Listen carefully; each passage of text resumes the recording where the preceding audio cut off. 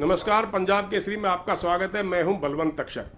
शराब आजकल किसी भी राज्य के राजस्व का मुख्य स्रोत है। हरियाणा में इन दिनों चर्चा इसी बात को लेकर है कि शराब के ठेके खोले जाएं या नहीं।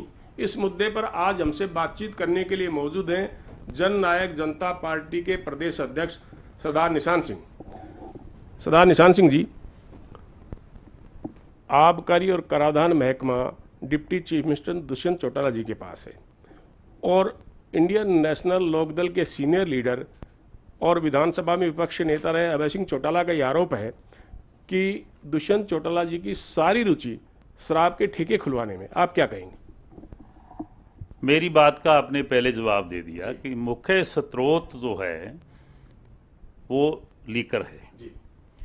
और मैंने पहले दिन जब ऑल पार्टी मीटिंग मुख्यमंत्री जी ने की थी, मैंने उस दिन भी कहा था कि शराब अगर हम बंद करेंगे तो उसका कोई वाया मीडिया कोई ना कोई ऐसा और कोई हल निकालने का प्रयास लोग करेंगे।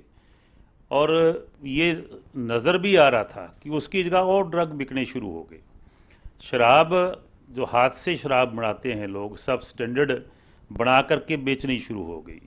अगर किसी के पास कोई इंडस्ट्री की डिस्टिलरी की शराब थी, उसको 3-4 गुना दाम पे बेचा जाने लगा। सरकार का रेवेन्यू ख़त्म हो गया।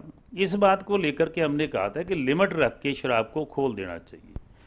ठीक है, विपक्ष के लोगों ने उस पर कई तरह की किंतु परंतु की, लेकिन मैं आज भी ये मान के चलता हूँ बहुत सारे प्रदेशों ने खोली है। दुष्यंत जी ने तब भी ये कहा था कि लॉकडाउन जब तक ख़त्म नहीं होता तब तक शराब हम नहीं खोलेंगे। लेकिन मैं ये मान के चलता हूँ कि पैसा सरकार का रेवेन्यू आना बंद हो गया और कुछ पर्सनल पॉकेट्स में जो पैसा था वो जाने लगा।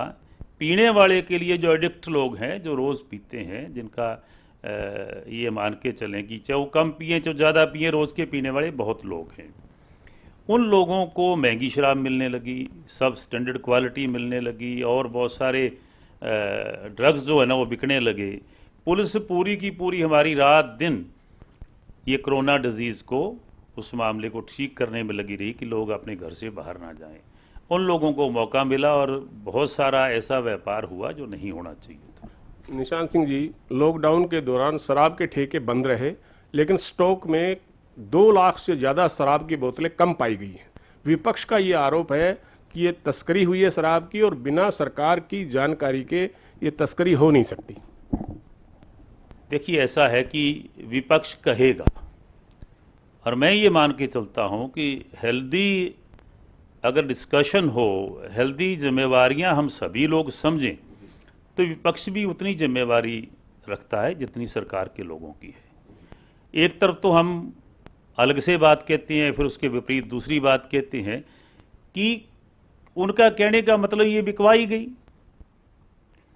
ऐसे मौके पे जहां पुलिस के लोग बीमारी के खिलाफ जो अपनी जिम्मेवारियां निभाने के लिए लगे हुए हैं, वो लोग किस किस उस व्यक्ति को रोकेंगे जो शराब निकाल करके बेचता है।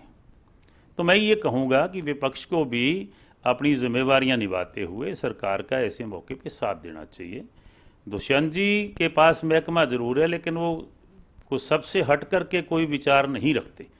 उनका मकसद है कि बीमारी पे कंट्रोल करें, हम लोग लॉकडाउन बना करके रखें और जब ऐसे हालात बने तो पीने वाले को शराब मिले, सरकार का रेवेन्यू आए।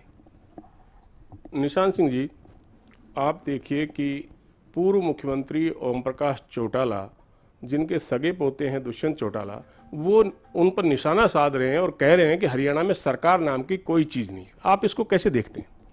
देखिए, मैं चौटाला साहब की किसी बात के ऊपर कोई किंतु परंतु नहीं करूंगा, ना मैं कुछ कहना चाहता हूं, ना कोई मेरा ख्याल उन्होंने कोई प्रेस कॉन्फ्रेंस की जिसमें ये बात कही हो।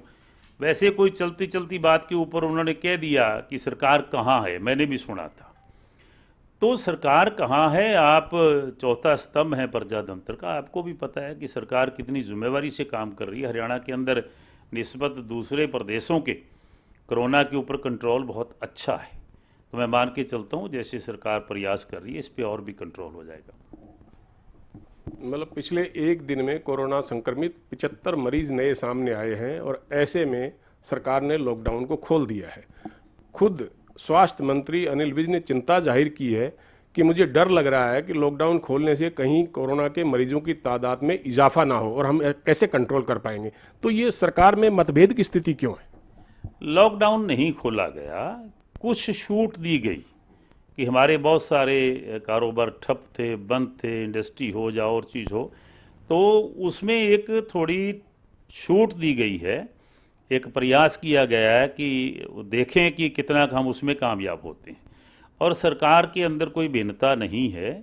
कई बार छोटी बात को बड़ा बना दिया जाता है। मैं नहीं मानता कि विज साहब के विचार बाकी सरकार, मुख्यमंत्री, डिप्टी मुख्यमंत्री जी से कोई अलग हैं।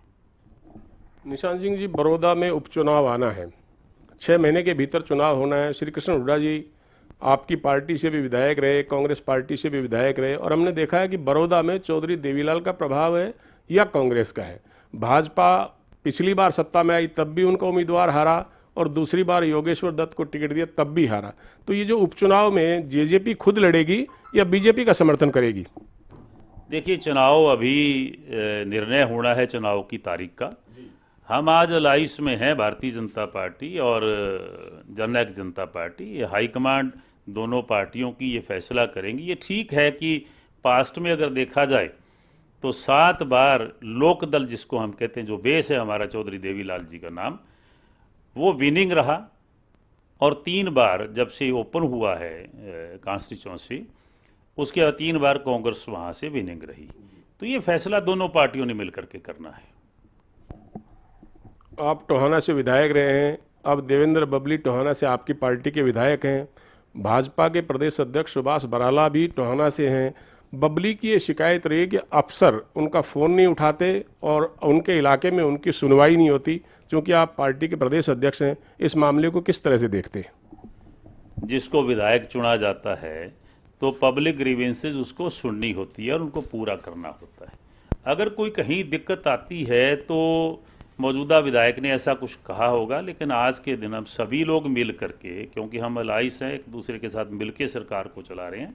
बबली जी भी, बराला जी भी, हम लोग सभी मिल करके सारे काम कर रहे हैं और सब लोगों के काम होंगे, कोई दिक्कत नहीं आती। नारनौंद के विधायक रामकुमार गौतम ने कुछ दिन पहले असंतुष्टि जाहिर की थी। उन्होंने deputy chief minister Dushyant Chautala को लेकर कुछ टिप्पणी की। आपने एक कमेटी बनाई, उस कमेटी ने क्या जांच की, रिपोर्ट क्या आई, और अब मामला सुलझ गया है या कोई दिक्कतें हैं? हमारा परिवार है और हेल्दी प्रजातंत्र इसी को कहते हैं कि अपनी बात कहने का अधिकार सबको हो, और कोई ऐसी बात नहीं। हम आज भी एक हैं और हमारे साथ हैं दादा गौतम जी, और मिलकर के चल रहे हैं। पुरानी बात हो चुकी है। शुक्रिया सर हमसे बातचीत करने के लिए। धन्यवाद, थैंक यू जी। तो ये थे सरदार निशान सिंह जी, जिनका ये मानना है कि पार्टी में सब ठीक है, गठबंधन सरकार ठीक चल रही है। उपचुनाव बड़ौदा का जब आएगा तो भाजपा के साथ मिलकर उम्मीदवार तय कर लिया जाएगा। पंजाब केसरी के लिए बलवंत तक्षक, चंडीगढ़।